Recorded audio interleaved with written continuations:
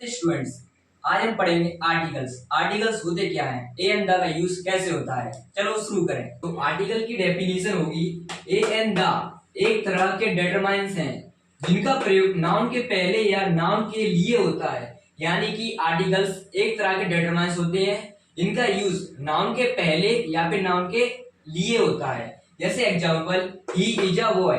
Boy क्या हो गया इधर, नाउन। तो नाउन के पहले क्या आया, ए, तो ए हो गया आर्टिकल्स। जैसे सी इज एन इंटेलिजेंट गर्ल, तो गर्ल कैसी होगी, इंटेलिजेंट, तो क्या आया, इंटेलिजेंट के लिए आर्टिकल एन।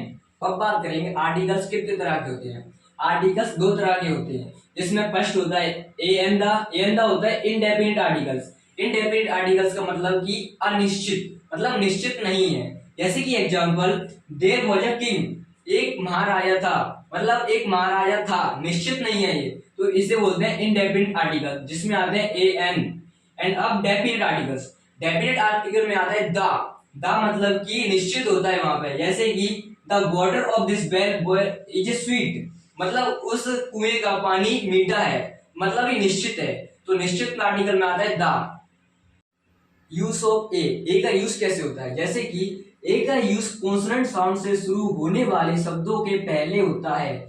मतलब कॉन्सोनेंट साउंड होता है कि हिंदी में बोलते हैं व्यंजन। व्यंजन यानी कि क ख ज्ञ तक, मतलब शब्दों के पहले स्वर में क ख ज्ञ आ रहा हो तो हम ए का यूज करते हैं। जैसे एग्जांपल, जैसे कि ए टेबल, टेबल में आगे का है स्वर में टा, टा मतलब कि ये व्यंजन है, तो हम ए यूज करते हैं। जैसे कि नेक्स्ट एग्जांपल, बस, VUS, बस, तो इसके आगे ए यूज होगा, क्योंकि अगर हम इसे हिंदी में लिखेंगे तो कैसे लिखेंगे, बस।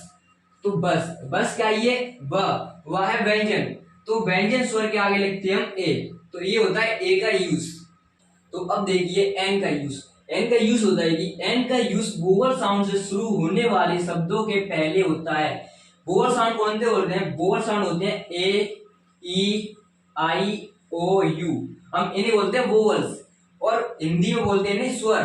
पहले हम स्वर में हिंदी में लिख के देखेंगे कि होता क्या है। जैसे कि एग्जांपल, एन ऑरेंज, तो ऑरेंज हिंदी में ऐसे लिखते हैं, तो ऑरेंज क्या है, ए क्या है, स्वर, तो हिंदी में ए आ रहा है ना स्वर, तो इसके आगे लगाएंगे हम एन। इस तरह से next example, Apple, APPLE, Apple. Apple क्या है, ये वोवल, तो इसके आगे लगाएंगे एन। और हिंदी में हम देखेंगे स्वर क्या है, एप्पल, तो मतलब ए, इससे शुरू होगा तो हम लगाएंगे एन। तो मैं आपसे पूछता हूँ, बताइए कि हॉनेस्ट में क्या आएगा, हॉनेस्ट मैन में, तो आप बोलेंगे ए, क्योंकि ये क्या है, एच। एच क्या होता है, कॉन्सोनेंट, तो नहीं, इसमें आएगा एन, क्योंकि हॉनेस्ट, तो हम किसे शुरू करते हैं, इसे आ। मैंने बोला था कि पहले शब्दों को बोल के देखिए हिंदी में, हिंदी में क्या आ रहा है, तो इसे हिंदी बोलेंगे तो ओ, मतलब कि आ से शुरू होगा ये, तो इसलिए हम लिखेंगे इसमें एन, क्योंकि ये स्वर वोवल। तो आपने देख लिया ए एन का यूज कैसे होता है। अब चलो चले दा का यूज करने। तो अब देखिए दा का यूज, नाउन को डेफिनेट निश्चित बनाने के लिए डेफिनेट आर्टिकल का प्रयोग करते हैं। मतलब दा क्या है, दा है डेफिनेट, डेफिनेट मतलब निश्चित आर्टिकल। जैसे कि example, this is an orange, हमने एन क्यों लगाया यहाँ पे, क्योंकि हमें पता नहीं है, इनडेफिनेट है, अनिश्चित, इसलिए हमने एन लगाया। अब देखिए, द ऑरेंज इज स्वीट, हमें पता है कि ऑरेंज क्या है, स्वीट है, मीठा है, इसलिए हमने दा का यूज किया, ये निश्चित है कि ये मीठा है। अब देखिए दा का और भी यूज, जैसे ही first, before names of ranges of mountains, मतलब दा का use before ranges of mountain. जैसे कि द माउंट एवू, ये माउंटेन है, तो माउंटेन्स पे लगाते हैं दा। और जैसे कि एक और एग्जांपल बताता हूं मैं तुम्हें, एवरेस्ट। अब बताइए एवरेस्ट के आगे क्या आएगा, एवरेस्ट के आगे आएगा ए, क्योंकि एवरेस्ट दा यूज होता है माउंटेन्स के लिए, लेकिन एवरेस्ट का ये सिर्फ एक माउंटेन, तो एवरेस्ट के लिए आएगा ए।